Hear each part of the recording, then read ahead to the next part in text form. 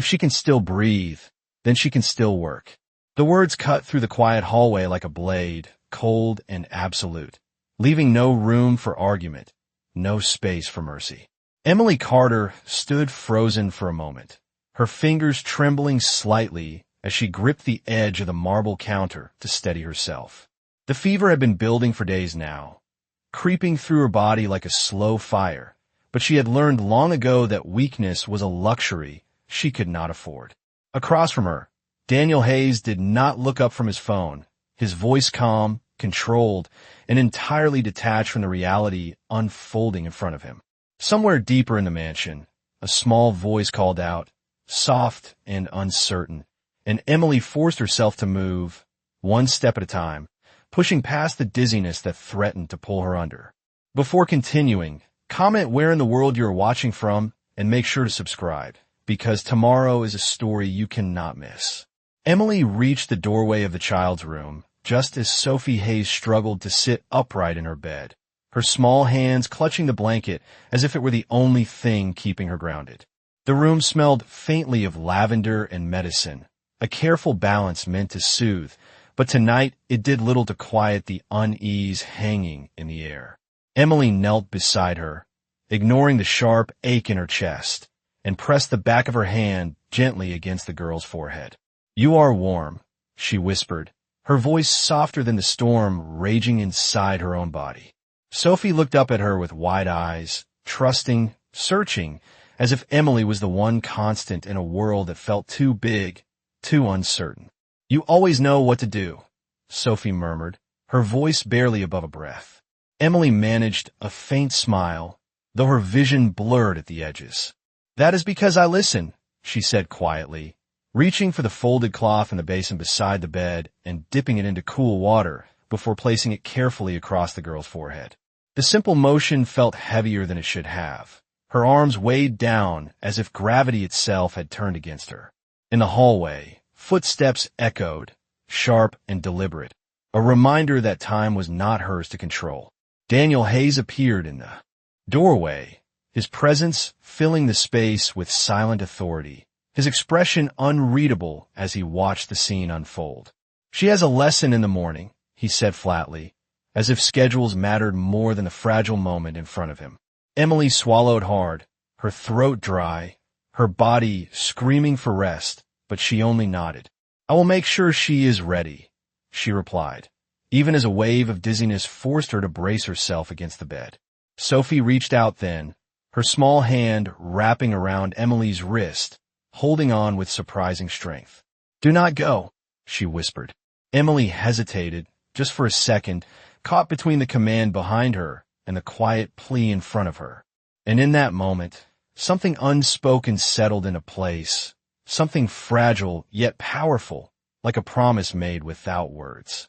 Outside, the night stretched on, silent and indifferent, but inside that room, beneath the soft glow of a bedside lamp, a quiet bond deepened, one that would soon be tested in ways none of them could yet imagine.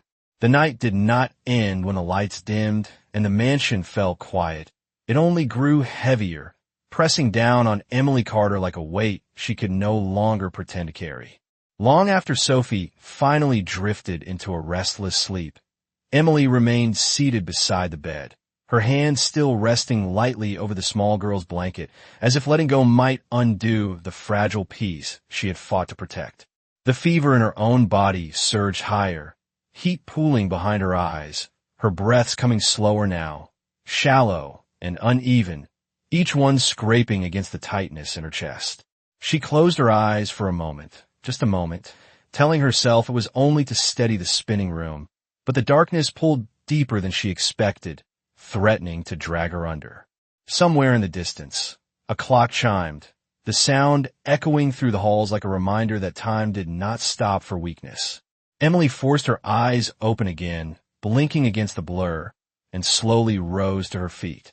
The movement sent a sharp wave of dizziness through her body, and she reached for the edge of the dresser to keep herself upright, her fingers gripping the wood until her knuckles turned pale.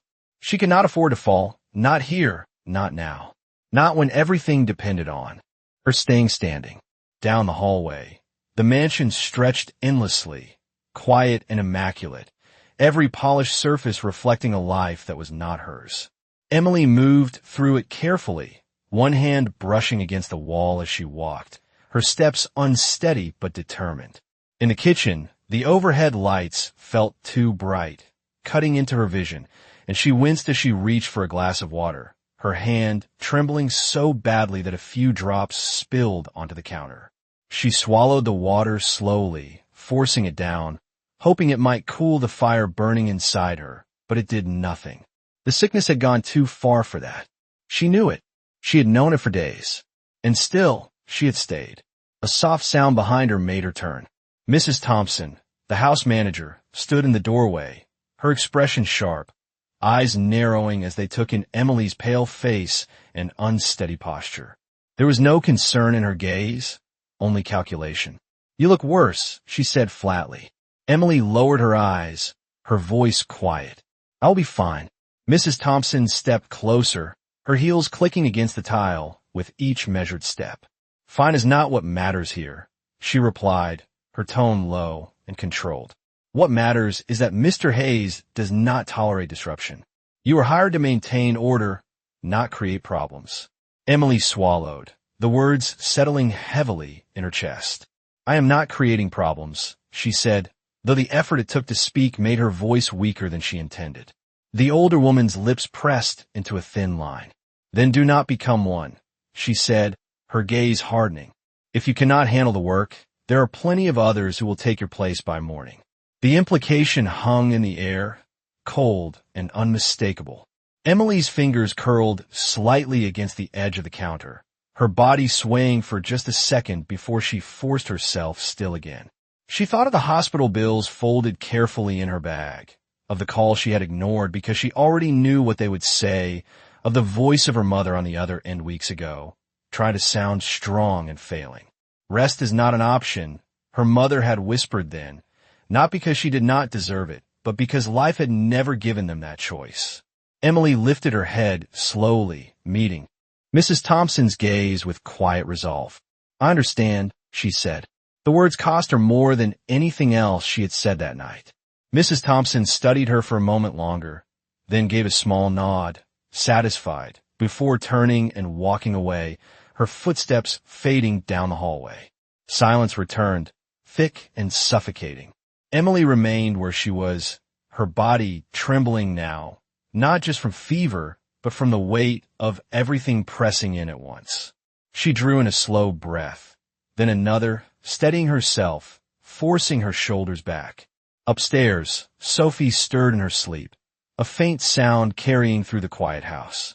Emily straightened at once, instinct overriding exhaustion, and moved toward the stairs without hesitation. Each step upward felt heavier than the last, her legs threatening to give out beneath her, but she did not stop. She could not stop, because somewhere between the command she obeyed and the pain she hid, a truth had taken root, quiet but unshakable. Sophie needed her, and no matter what it cost, she was not going to be the one who walked away. 6 hours earlier, the world had still been holding together, fragile but intact, like glass that had not yet realized it was about to shatter. Morning light filtered through the tall windows of the Hayes mansion, soft and golden, painting everything in a calm that felt almost deceptive. Emily Carter stood in the kitchen, her hands wrapped around a mug of untouched tea that had long since gone cold, her reflection faintly visible in the polished steel of the appliances. Her face looked paler than usual, her eyes shadowed with exhaustion, but she straightened her posture the moment she heard footsteps approaching. Daniel Hayes entered without looking at her, already dressed in a sharp suit, his movements precise, efficient, as though every second of his day had been accounted for long before it began. "Sophie has a full schedule today," he said, his tone clipped, businesslike. "School, piano practice, and a meeting with her tutor this afternoon. I expect everything to run on time." Emily nodded quickly, even as a wave of nausea rolled through her stomach. "Of course," she replied, her voice steady despite the strain beneath it. Daniel finally glanced at her then, his eyes narrowing slightly as he took in her appearance. "You do not look well," he observed, not with concern, but with mild irritation, as though her condition were an inconvenience rather than a warning. Emily tightened her grip on the mug, forcing a small smile. "It is nothing," she said. "Just a cold." Daniel studied her for a moment longer, then shrugged, already dismissing it. "Then do not let it interfere with your responsibilities."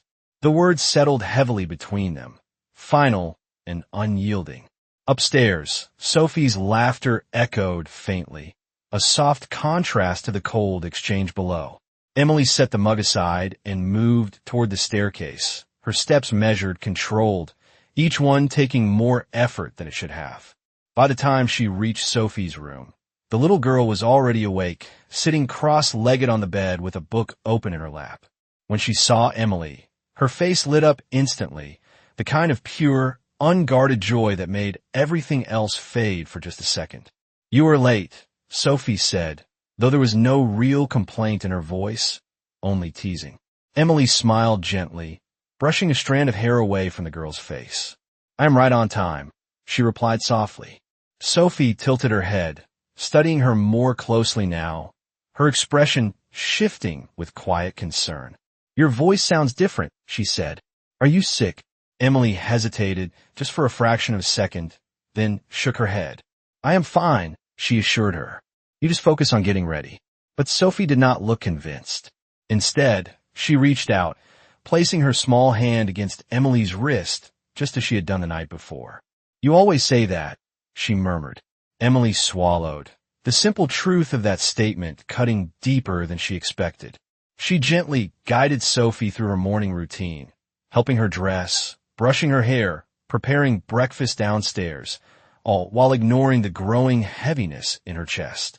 Each movement felt slower, her body resisting in small ways that grew harder to hide. At the breakfast table, Sophie picked at her food, her attention fixed more on Emily than her plate. "You should sit down," she said quietly. Emily shook her head, forcing herself to remain standing. "I will sit later," she replied.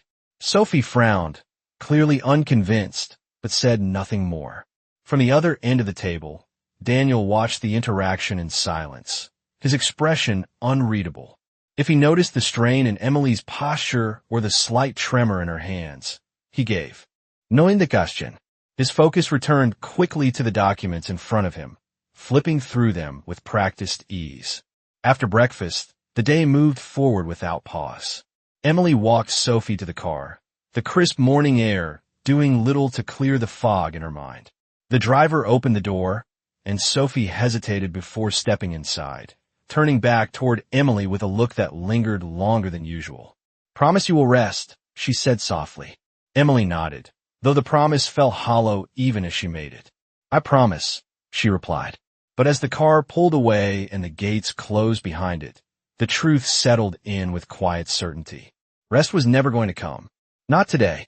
Not when everything depended on her holding it together just a little longer, even if it meant breaking completely in the end. By late afternoon, the weight inside Emily Carter's body had turned from a dull ache into something sharper, more dangerous, like a warning she could no longer ignore. The house was quieter now, sunlight fading into a pale gray that stretched across the windows, and for a brief moment, there was no one calling her name, no immediate task demanding her attention. She stood alone in the hallway, one hand pressed lightly against her chest, feeling the uneven rhythm beneath her ribs, each breath tighter than the last. Slowly, she reached into the pocket of her uniform and pulled out a small orange bottle, its label worn from use. Her fingers trembled as she opened it, shaking out 2 pills into her palm. She stared at them for a second longer than necessary, as if weighing something heavier than the medicine itself, then swallowed them dry, wincing as they scraped down her throat. This was not just a cold.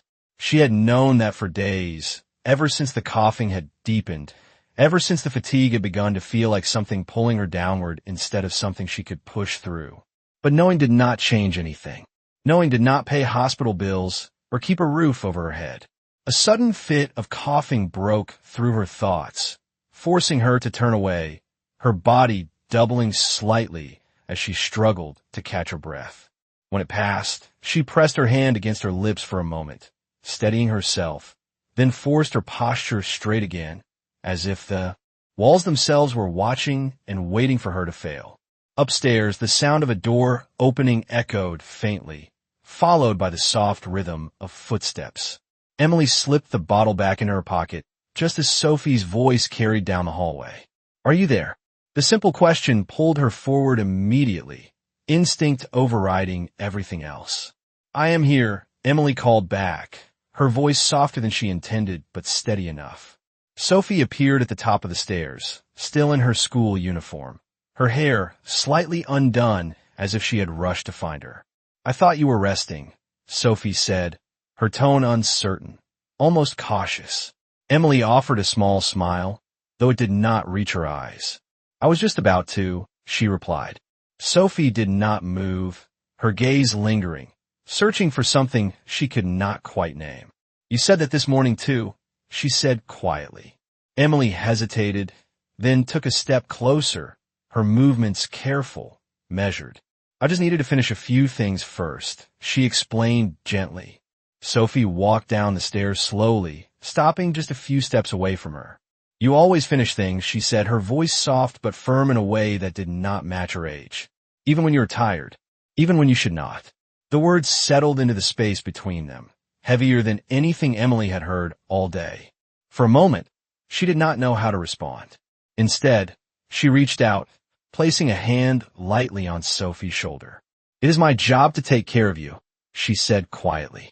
Sophie looked up at her, her expression shifting, something deeper forming behind her eyes. "And who takes care of you?"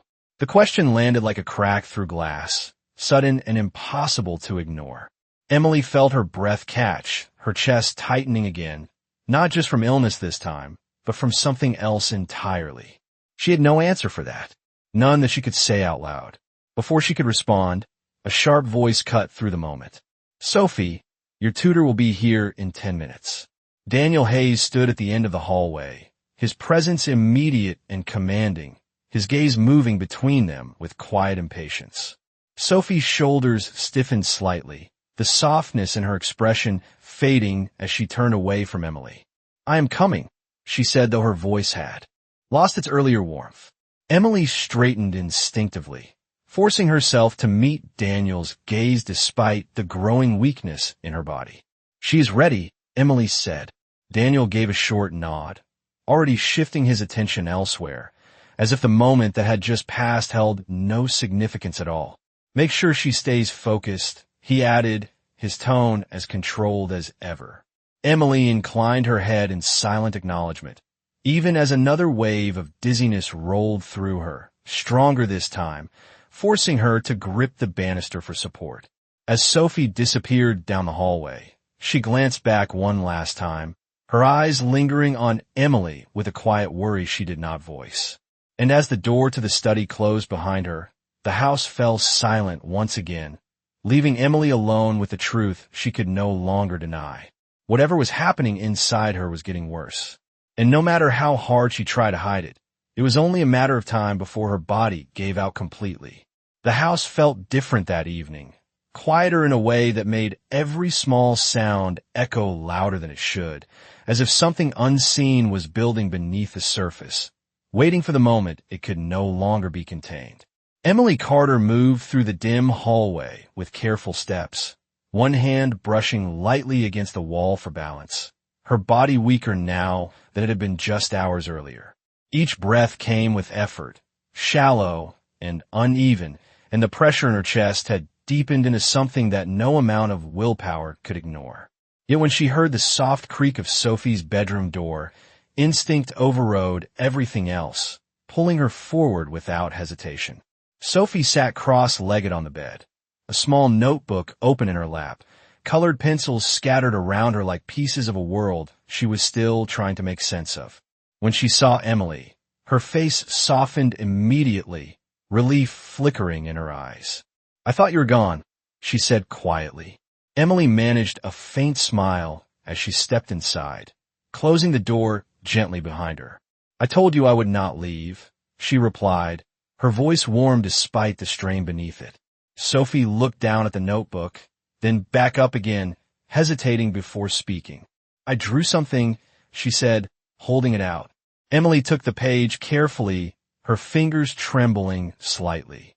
As she lifted it into the light, it was a simple drawing, uneven lines and bright colors, but the meaning was unmistakable. A small girl stood in the center, holding hands with a taller figure beside her. Above them, a sun stretched across the page, its rays uneven but bold. And written in careful, slightly crooked letters were the words, "You make me feel safe." Emily felt something tighten in her chest that had nothing to do with illness. She lowered the paper slowly, her eyes meeting Sophie's. "This is beautiful," she said softly. Sophie shifted, her voice barely above a whisper. "I made it for you." The words settled into the room, fragile and powerful all at once. Emily knelt beside the bed, ignoring the way her body protested the movement, and gently placed the drawing on the nightstand as if it were something far more valuable than paper and color. "Thank you," she said, her voice quieter now, carrying a weight she could not fully explain. Sophie studied her closely, her small brows pulling together in concern. "You are worse," she said. It was not a question this time. Emily shook her head instinctively, but the motion made the room tilt slightly, forcing her to steady herself against the edge of the bed.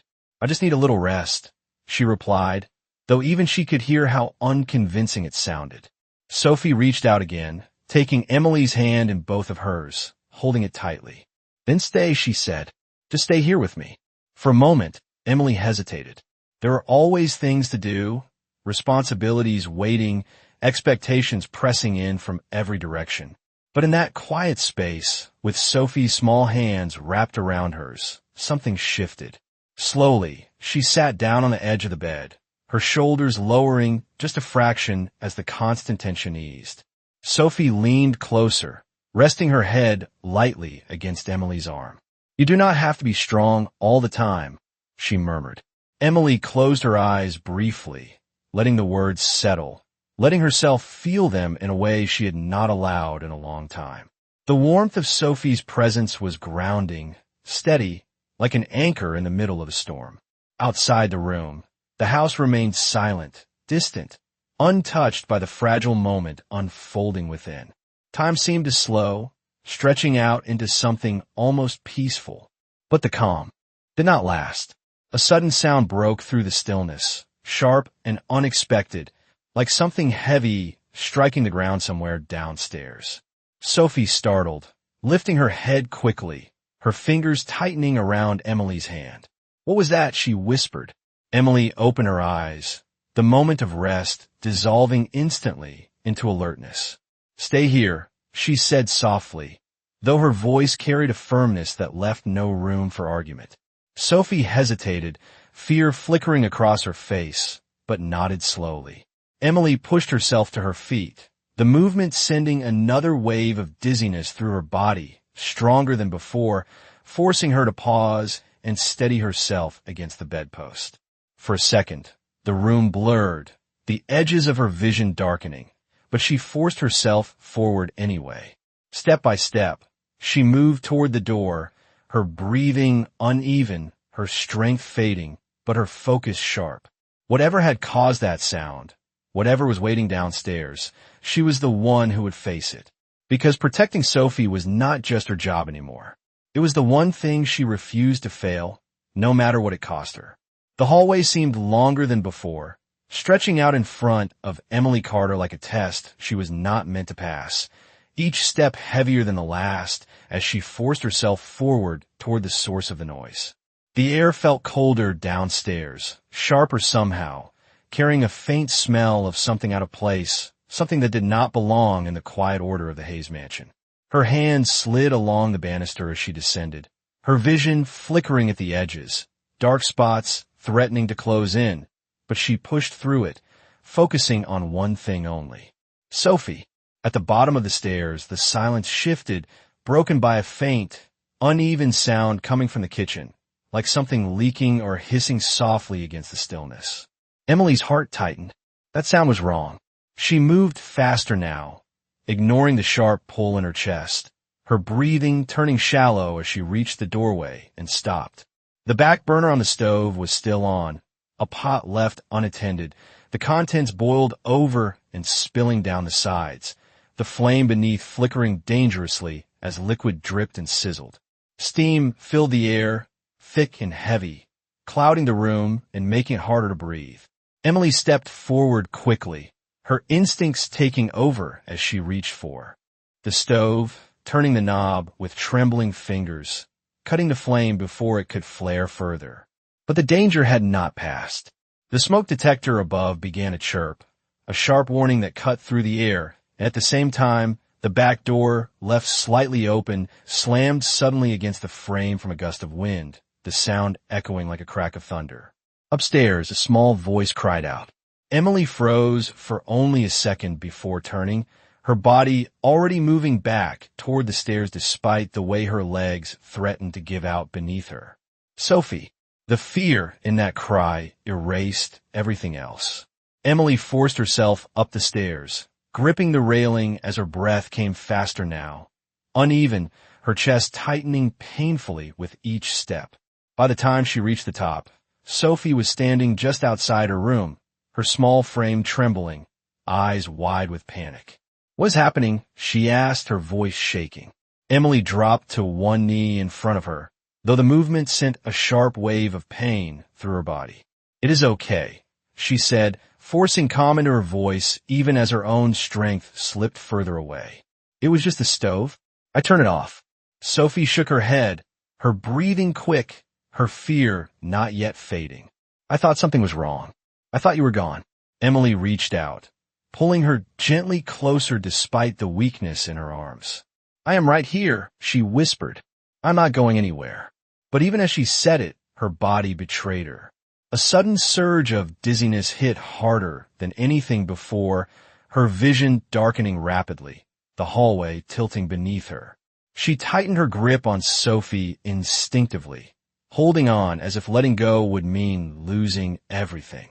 Sophie felt it immediately, pulling back just enough to look up at her, her expression shifting from fear to something deeper, something more alarming. "You're not okay," Sophie said at her like she was the only thing keeping the world steady. Emily lifted a trembling hand, brushing gently against Sophie's hair, grounding herself in the simple motion. "Listen to me," she said softly, her voice barely holding. "I need you to go back into your room and sit on the bed. Can you do that for me?" Sophie hesitated, tears forming in her eyes, but she nodded slowly, trusting her, always trusting her. Emily waited until Sophie stepped back into the room before she tried to stand again. The moment she shifted her weight, the world spun violently, her knees buckling for just a second before she caught herself against the wall. Her breath came in short, uneven bursts now, her body reaching its limit, warning her that it could not go much further. But she forced herself upright again, pushing through the pain, through the darkness creeping in at the edges of her vision. Because she had one job left. Make sure Sophie was safe. And no matter what it took, she was going to finish it. The moment stretched thin, fragile and trembling, as Emily Carter forced herself to stay upright, her body shaking under a weight it could no longer carry, but her mind refusing to let go. Inside the room, Sophie sat on the edge of the bed exactly where she had been told, her small hands gripping the blanket tightly, her eyes locked on Emily, as if looking away might make her disappear. The air between them felt heavy, filled with something unspoken, something neither of them fully understood yet. Emily took one slow step forward, then another, each movement deliberate, controlled, though her legs felt unsteady beneath her, as if the ground itself had turned unreliable. She reached the doorway and rested her hand briefly against the frame, drawing in a breath that came sharp and incomplete, her chest tightening painfully. She could feel it now, the limit, the exact point where her body was beginning to fail. Not yet, she told herself silently. Not until Sophie is safe. Sophie's voice broke through the silence, small but urgent. "Please sit down," she said. "You look like you're going to fall." Emily managed a faint smile, though it barely held. "I will be okay," she said, her voice softer now, thinner, like it was slipping away piece by piece. She stepped fully into the room and moved toward the bed, lowering herself slowly beside Sophie, careful not to let the sudden drop in strength show too clearly. For a brief second, the contact with the mattress felt like relief, like her body was finally being allowed to rest, but it came with a dangerous pull, a temptation to close her eyes and let everything fade. She fought it immediately. Stay awake. Stay here. Sophie shifted closer, her small hand finding Emily's again, holding on tightly. You promised you would not leave, she whispered. Emily looked at her, really looked this time, taking in the fear, the trust, the quiet hope that rested entirely on her presence. I am still here, she replied, though the words felt heavier now, harder to hold on to. Downstairs, a door opened sharply, followed by the sound of quick footsteps moving through the house. Daniel Hayes's voice echoed faintly, calling out, controlled but edged with impatience. What's going on? The smoke detector continued its sharp, rhythmic warning, cutting through the quiet like a countdown. Emily turned her head slightly toward the hallway, her vision blurring again as the sounds seemed to distort, stretching further away even as they grew louder. Sophie tightened her grip on her hand. Do not go, she said again, her voice trembling. Emily shook her head faintly. I'm not going anywhere, she murmured, though even as she said it, her body shifted, swaying slightly where she sat. The room tilted, just enough to make her breath catch, her balance slipping. She reached for the edge of the bed, her fingers missing it the first time before finding it again, gripping tightly. Daniel's footsteps grew closer, faster now, the urgency in them no longer hidden. Emily tried to stand, tried to push herself back up, but the moment she shifted her weight, everything broke. The strength in her legs gave out without warning, her body collapsing forward before she could stop it. Sophie gasped, her small hands reaching out instinctively as Emily fell, catching her only for a second before the weight became too much. Emily hit the floor beside the bed, the impact dull and distant like it belonged to someone else. For a moment, there was silence, thick and suffocating. Then Sophie's voice shattered it. Emily. Her voice rose, panic flooding through every word. Emily, wake up. Emily tried to respond, tried to open her eyes, but the darkness had already begun to close in, pulling her deeper, heavier than before. Her chest tightened again, each breath weaker, fading. Somewhere far away, she heard Daniel's voice, sharper now, no longer controlled. What happened? The door burst open, footsteps rushing in, but it all felt distant, blurred at the edges. The last thing Emily felt was Sophie's small hand gripping hers, holding on as if it could anchor her to the world she was slipping out of. And then everything went dark. The world did not return all at once. It came back in fragments, broken pieces of sound and sensation that slowly forced their way through the darkness Emily Carter had fallen into. At first, there was only noise, distant and distorted, voices overlapping, urgent but unclear, like they were reaching her from somewhere far away. Then came the cold, a sharp, biting chill against her skin that made her body react before her mind could catch up. Her chest rose weakly, a shallow breath pulling in air that felt too thin, too heavy at the same time. Somewhere close, a steady beeping sound cut through everything else, rhythmic and relentless, marking time in a way that felt unfamiliar. Emily tried to move, but her body did not respond. It felt heavy, distant, like it no longer belonged to her.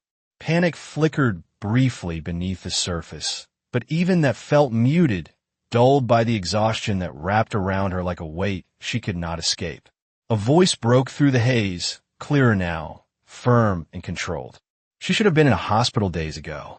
The words settled sharply, cutting through the fog.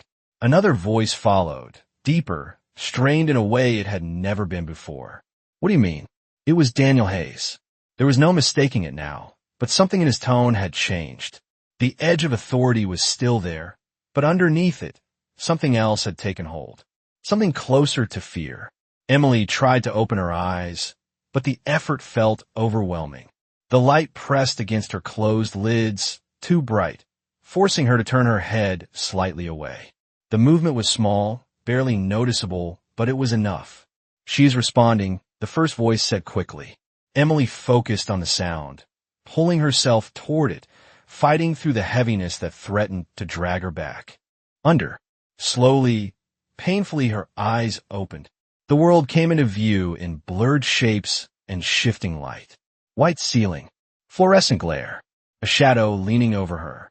Then it sharpened, just enough for her to recognize where she was. A hospital room. Machines surrounded her, wires connected to her body, a monitor beside her displaying the steady rise and fall of her heartbeat. Each beep echoed in her ears, grounding her in a reality she had not expected to wake up in. Her throat felt dry, raw, and when she tried to speak, nothing came out at first. She swallowed, forcing a small sound past her lips. Sophie. The name barely formed, fragile and broken, but it carried everything that mattered. Daniel stepped closer immediately, his presence filling the space beside her bed. "She is safe," he said, his voice lower now, steadier, but there was something behind it that had not been there before. "She is not here, but she is safe." Emily's body relaxed slightly at the words, tension easing just enough for her to breathe a little deeper, though it still hurt. The doctor turned toward Daniel, his expression serious, unyielding. "She has severe pneumonia," he said clearly. "High fever, oxygen levels dangerously low, and signs of physical exhaustion that suggest she has been pushing herself far beyond what her body could handle." He paused, letting the weight of it settle. She collapsed because she should not have been working at all. Daniel did not respond immediately. His gaze remained fixed on Emily, but his expression shifted, something tightening beneath the surface. The doctor continued, his tone firm. If she had continued like this for even another day, she might not have made it. The words hung in the air, heavy and undeniable. Emily closed her eyes briefly, the truth of it sinking in, though she had already known it in some quiet way long before this moment. When she opened them again, she saw Daniel differently now. Not just a man who had given orders, who had expected everything to function without interruption, but someone standing at the edge of something he could not control. His voice came again, quieter this time. Why did no one say anything? The question was directed at no one and everyone at once. The doctor's response was simple, because she kept going. Silence followed, thick and suffocating. Emily turned her head, slightly, her gaze settling on Daniel, searching for something she could not name. For a moment, he did not look like a chief executive officer, did not look like the man who controlled everything around him. He looked like someone who had just realized the cost of a decision he could not take back. And for the first time, the distance between them began to crack, not with anger, but with something far more dangerous. Understanding. The room fell into a silence that did not feel empty, but heavy, like something had shifted in a way that could not be undone. Daniel Hayes remained standing beside the hospital bed, his eyes fixed on Emily Carter, but his focus had turned inward, pulled into a place he had not visited in a long time. The steady beeping of the monitor filled the space between each thought, each sound marking the fragile line she had nearly crossed. He had built his life on control, on precision, on the belief that everything could be managed if handled correctly, efficiently, without hesitation. But this was something else entirely. This was not a system failure or a missed deadline. This was a person, and he had not seen it. He had chosen not to see it. The memory came back without warning, sharp and unfiltered. Emily standing in the hallway, pale but steady, her voice calm as she answered him. "It is nothing, just a cold." He had looked at her, assessed, and dismissed. The moment replayed again, slower this time, each detail clearer than before. The way her hand had tightened around the mug, the slight delay in her response, the exhaustion in her eyes that he had mistaken for something insignificant. Then his own voice, cold and final. "Do not let it interfere with your responsibilities." Daniel exhaled slowly, the breath heavier than it should have been, as if it carried something more than air. Across the room, the doctor adjusted a chart, his expression neutral professional, already moving on to the next task. But Daniel could not move on. Not yet. Not when the truth was still unfolding in front of him. He turned slightly, his gaze shifting to the window, though he did not really see what was outside. Instead, another memory surfaced uninvited. Sophie's voice, small and certain. "You always know what to do." The words echoed now, layered, with something else. Emily's quiet response. "I listen." Daniel's jaw tightened slightly. He had not listened. Not to Emily. Not to Sophie. Not even to the warning signs that had been there all along. His world had been structured around results, around outcomes that could be measured and controlled. But there had been something happening inside his own home that did not follow those rules, something that had required attention, presence, awareness. And he had missed it completely. The door to the room opened softly, breaking through the stillness. Sophie stepped inside hesitantly, guided by a nurse who remained just behind her. Her eyes moved immediately to the bed, to Emily, and the moment she saw her, everything else seemed to disappear. "Emily," she said softly, the word carrying both relief and fear. Daniel turned at once, his expression shifting as he watched his daughter move closer, her small steps careful, uncertain. She stopped beside the bed, reaching out slowly, as if afraid that touching Emily might make her disappear again. Emily's eyes shifted toward her, the movement small but unmistakable. "I am here," Emily whispered, her voice fragile but real. Sophie's face crumpled slightly, the tension she had been holding breaking just enough to let the truth show through. "You scare me," she said. Emily's gaze softened, though the effort it took to keep her eyes open was visible now. "I am sorry," she replied. "I did not mean to." Sophie shook her head quickly, gripping the edge of the bed. "Do not say sorry," she said. "Just get better." Daniel watched the exchange in silence, something unfamiliar settling deep in his chest. It was not just guilt. It was something more complex, something that carried weight and consequence. He had seen people recover before. He had seen problems fixed, situations corrected. But this did not feel like something that could be resolved with a decision or a command. This required something he had not given, something he had not even realized was missing. He stepped closer, his voice quieter now, directed toward Emily, but carrying more than a simple question. "Why did you keep working?" Emily turned her head slightly, her gaze meeting his, steady despite everything. "Because she needs someone," she said softly. The answer was simple, but it landed with more force than anything else that had been said. Daniel held her gaze, the truth of it settling in fully now. This had never been about the job. It had never been about obligation or expectation. It had been about something he had overlooked completely. And as he stood there, listening to the steady rhythm of the monitor, one thing became painfully clear. The cost of that oversight had almost been her life. The question lingered in the air long after Emily's answer faded, simple yet impossible to ignore, and Daniel Hayes felt it settle into him in a way that no business decision, no negotiation, no calculated risk ever had before. Because she needs someone. The words stripped everything down to something raw and undeniable, something he had overlooked not out of ignorance, but out of choice. For years, he had built walls around his life, around his home, around his daughter, believing that structure and control could replace presence, that providing everything material was enough to fill the spaces that mattered most. But standing there, watching Sophie refuse to let go of Emily's hand, he saw the truth clearly for the first time. It had never been enough. The door closed softly behind the nurse as she guided Sophie out of the room, promising she could return later, leaving Daniel alone with Emily and the quiet hum of the machines that now kept track of what he had nearly lost. He stepped closer, his movements slower now, more deliberate, as if the weight of each decision had finally reached him. "There is something else you need to know," the doctor said, breaking the silence as he reviewed the chart once more. Daniel turned toward him, his expression sharp again, but no longer detached. "What is it?" The doctor met his gaze steadily. She was not just sick. She was being pushed beyond safe limits. He paused, choosing his words carefully. "We found signs of prolonged stress, lack of rest, and untreated symptoms that suggest she was continuing to work under pressure. That does not happen without a reason. Daniel's jaw tightened slightly, the implication clear before it was even spoken. Who was responsible?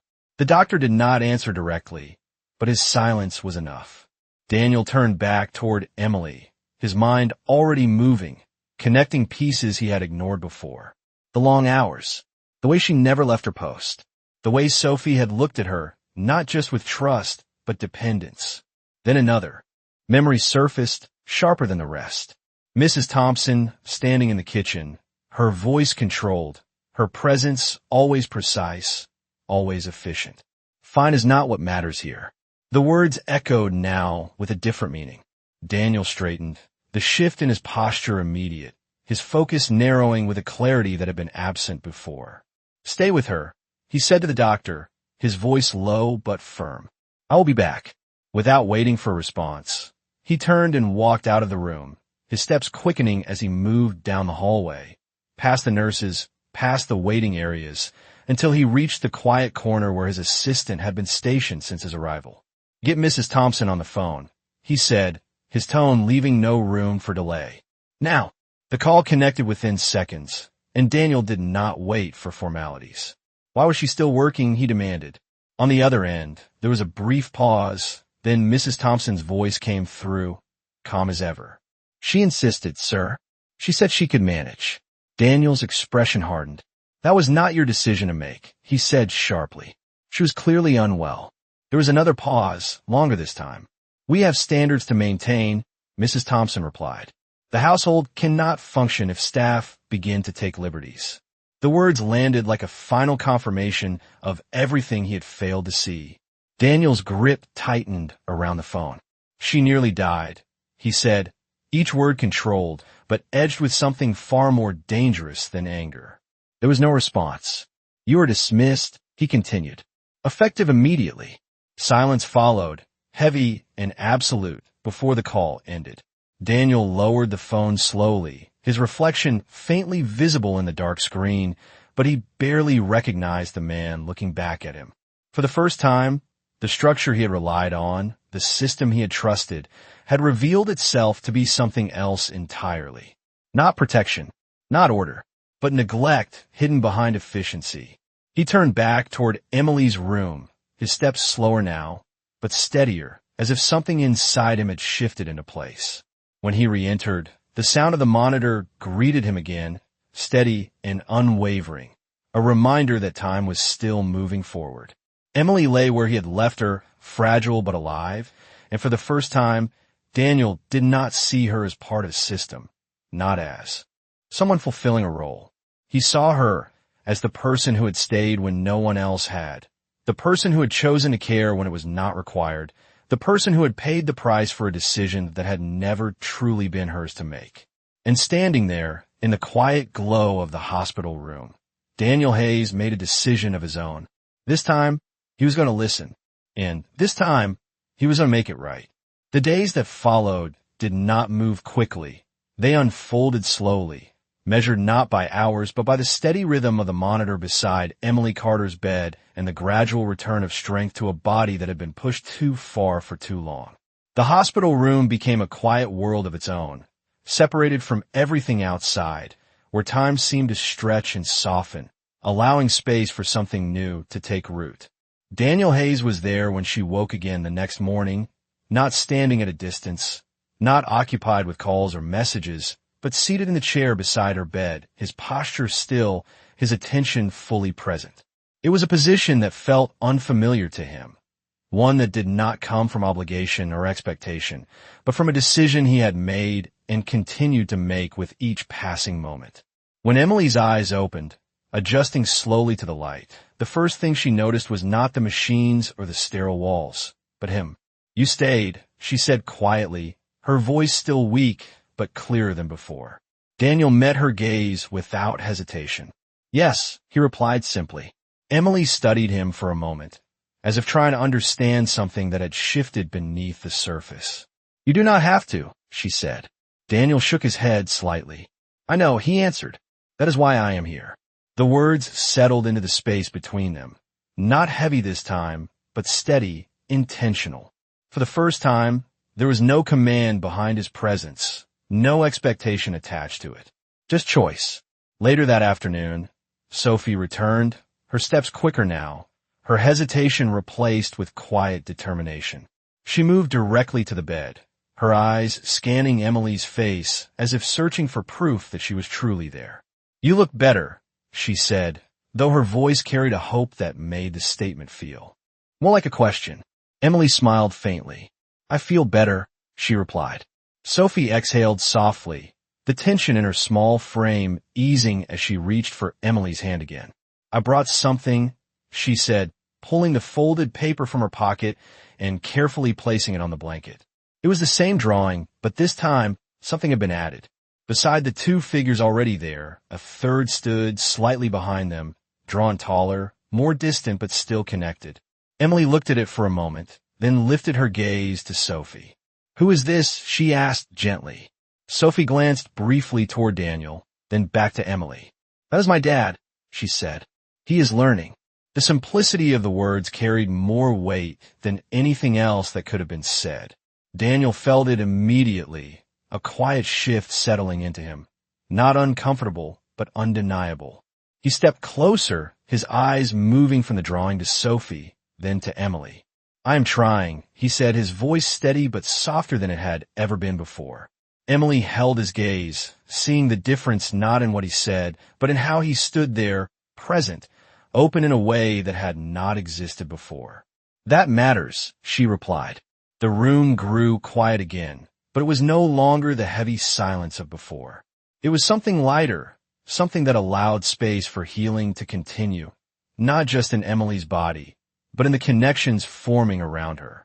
Over the next few days, the progress was slow but steady.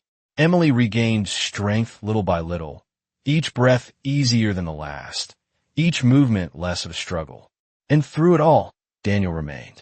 He adjusted his schedule, postponed meetings, delegated responsibilities that once felt impossible to set aside. Not because he had to, but because he chose to. One evening, as the sun dipped low outside the window, casting a warm glow across the room, Emily looked at him thoughtfully. "You are different," she said quietly. Daniel did not look away. "I should have been different sooner," he replied. Emily considered that, then shook her head gently. "What matters is that you are different now." The words were simple, but they carried something powerful, something that allowed the past to exist without defining everything that came after. Sophie, seated between them, leaned slightly against Emily's side, her small hand resting over both of theirs. And in that quiet moment, something fragile but real settled into place. Not just recovery, not just relief, but the beginning of something that had not existed before. A connection built not on obligation or control, but on choice, on care, and on the understanding that sometimes the most important things are the ones that cannot be measured or managed, only felt and protected.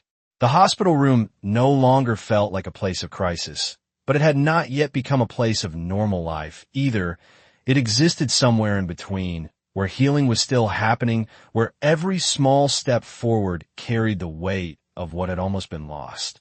Emily Carter sat upright now, supported by pillows, the color slowly returning to her face, though traces of exhaustion still lingered in the way she moved, in the careful rhythm of her breathing. The monitor beside her continued its steady sound, no longer urgent, but still present, a quiet reminder of how close everything had come to ending. Across the room, Daniel Hayes stood near the window, looking out at the city below, but his focus was not on the skyline. It was on the reflection staring back at him, the version of himself he had been forced to confront over the past few days. For most of his life, decisions had been clear, structured, based on logic and outcome. But this was different. This required something he had never had to measure before. He turned slowly, his gaze moving back to Emily, who was watching him with quiet awareness.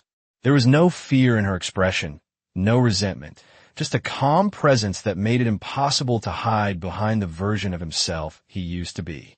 "I spoke with the hospital administration this morning," he said, his voice steady, but carrying something deeper beneath it. Emily tilted her head slightly, listening. Your treatment, your recovery, everything moving forward, it is covered. You will not have to worry about any of it. The words were direct, but they were not delivered like an order, not like a transaction. They were offered carefully, as if he understood that what he was saying carried more than just financial meaning. Emily held his gaze for a moment, then shook her head gently. "You do not owe me that," she said. Daniel took a step closer, stopping just beside the bed. "I do," he replied quietly. Not because of what happened, but because of what should have happened before. The difference was subtle, but it changed everything. Emily studied him, searching for the intention behind his words, and for the first time, she found no distance, no barrier, just sincerity. Sophie, seated nearby with her drawing spread across her lap, looked up at them both, her small voice breaking into the moment. "That means you can rest, right?" she asked, her tone hopeful. Emily's expression softened as she looked at her. "Yes," she said gently. "That means I can rest." Sophie smiled, a small but genuine expression that carried more relief than anything else. Daniel watched the exchange, something settling more firmly inside him now, something that felt less like guilt and more like responsibility, not forced, not external, but chosen. Later that day, a nurse entered with a small envelope, handing it to Emily before quietly stepping out again. Emily looked down at it, confusion flickering across her face as she opened it carefully. Inside was a simple hospital bracelet, the one she had worn when she was first admitted, now cleaned and preserved along with a small card. Her fingers traced the edge of it as she read the words written in careful handwriting. "Some moments change everything. Do not forget this one." Emily looked up, her eyes finding Daniel immediately. He did not look away this time. "That moment should not have happened," he said quietly. "But it did, and it changed something I cannot ignore." Emily closed her hand gently around the bracelet, the cool plastic a tangible reminder of everything she had gone through, everything she had survived. It was no longer just a symbol of weakness or collapse. It was proof of endurance, of choice, of the line she had walked and somehow crossed back from. Sophie leaned closer, peering at the bracelet with curiosity. "You should keep it," she said softly, "so you remember to take care of yourself." Emily smiled faintly, her eyes still on Daniel for a brief second longer before she nodded. "I will," she said. The room settled into a quiet calm once more, but this time it felt complete, like something had come full circle. The past was still there, the mistakes, the consequences, the pain, but they no longer stood alone. They had been met with something else, understanding, change, and the beginning of something that neither of them had expected, but both of them were now willing to face. The day Emily Carter finally left the hospital did not feel like a return to the life she had known before.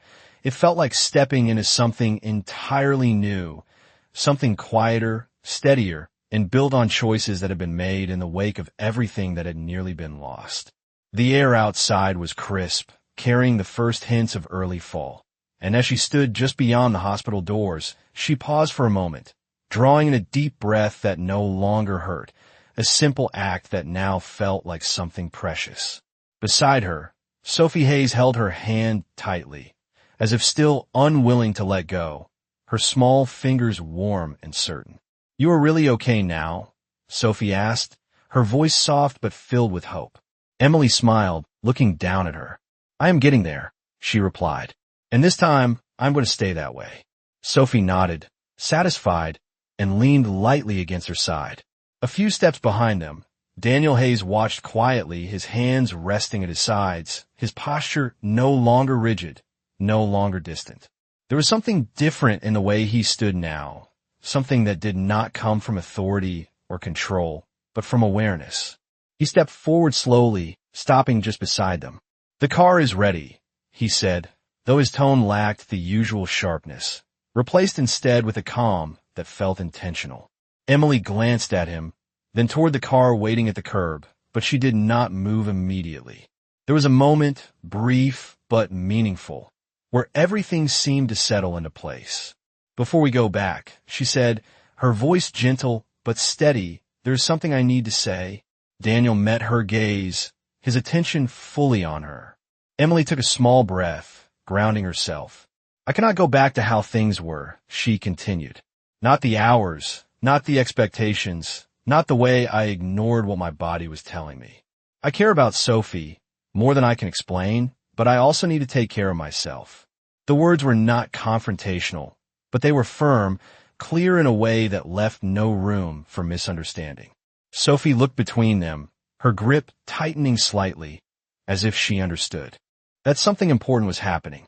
Daniel nodded slowly, absorbing every word. You were right, he said. That should have been clear long before now. He paused, then continued, his voice steady. If you come back, it will be different. Reasonable hours. Support. No one will ever push you past your limits again. Emily studied him, searching for the same certainty she had seen in the hospital room, and she found it. Not in his words alone, but in the way he held himself, in the way he no longer avoided what needed to be faced. And if I do not come back, she asked quietly. Daniel did not hesitate. Then I will still make sure you are supported, he replied. Because what you did was never about a job. It was about who you are. The honesty in his answer settled everything that remained uncertain. Emily looked down at Sophie, who was watching her with wide, hopeful eyes. Will you still visit me? Sophie asked softly. Emily's expression softened, warmth filling her voice. I will always be here for you, she said. That does not change. Sophie smiled, the tension that had once lived in her small frame now replaced with something lighter, something secure. Emily straightened, her shoulders relaxed in a way they had not been in a long time. Then I will come back, she said, meeting Daniel's gaze again. But this time, it will be on different terms. Not because I have to, but because I choose to. Daniel inclined his head slightly, a gesture of agreement that carried more meaning than any contract ever could. Choice, he repeated quietly. That is how it should have been from the beginning. As they moved toward the car together, the distance that had once separated them no longer felt insurmountable. It had not disappeared entirely, but had changed, reshaped by everything they had faced, everything they had learned. Later, back at the house, the rooms no longer felt cold or distant. The routines shifted, softened, built around balance instead of pressure. Sophie's laughter returned, filling the space with a warmth that had been missing for far too long. And Emily, no longer standing on the edge of exhaustion, found herself able to give care without losing herself in the process. One evening, as the sun dipped low and the house settled into a quiet calm, Sophie placed her, drawing on the table once more. The three figures stood together now, not distant, not uncertain, but connected, grounded in something real. Emily looked at it, then at Daniel, then back at Sophie. Sometimes, she said softly, the hardest moments are the ones that show us what really matters. Daniel nodded, his gaze steady. And sometimes, he added, they give us the chance to choose something better. The house fell quiet again, but it was no longer an empty silence. It was filled with something stronger, something lasting. Not perfection, not control, but understanding, care, and the kind of love that is proven not by words, but by the choices people make when it matters most.